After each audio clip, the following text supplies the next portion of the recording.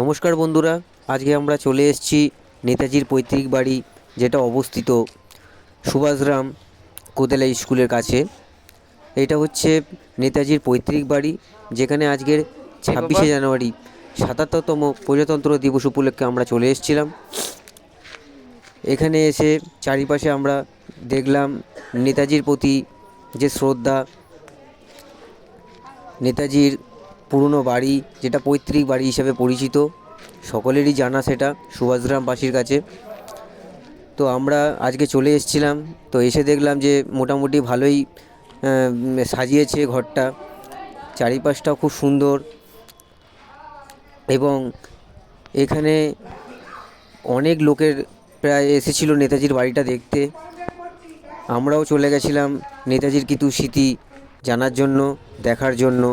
যখন আমরা school life ছিল, প্রায় আমরা স্কুলে ফ্ল্যাগ তোলার পর আমরা প্রায় বন্ধুরা মিলে বেরিয়ে পড়তাম সাইকেল নিয়ে নেতাজির বাড়ির উদ্দেশ্যে। তাও আজকে চলে আসলাম, এখন তার পড়াশোনা করি না, তাই ভাবলাম নেতাজির বাড়িতে ফ্যামিলিকে নিয়ে একটু ঘুরে আসি। অনেকবারই এসেছি, এই বছরও আসলাম, কেননা নতুন করে কিছু বলার নেই সবাইকে। যারা সুভাষগ্রামবাসী তারা ভালো করেই জানে যে নেতাজির বাড়ির পৈতৃক বাড়ির 23শে জানুয়ারি ঠিকই আমরা যেতে পারিনি। আমরা ভেবেছিলাম যে 26শে জানুয়ারি অবশ্যই আমরা নেতাজির বাড়িতে যাব, এবং আমার ছেলেও বড় হচ্ছে, সেও বলেছিল বাবা নেতাজির বাড়ি দেখব। তো সেই জন্যই আমরা চলে এসেছিলাম নেতাজির বাড়িতে। কারা কারা আজকে নেতাজির বাড়িতে এসেছিলে অবশ্যই কমেন্ট করে বলবে, কেননা আমরাও জানতে চাই যে কারা কারা আজকে নেতাজির বাড়িতে এসেছিলো।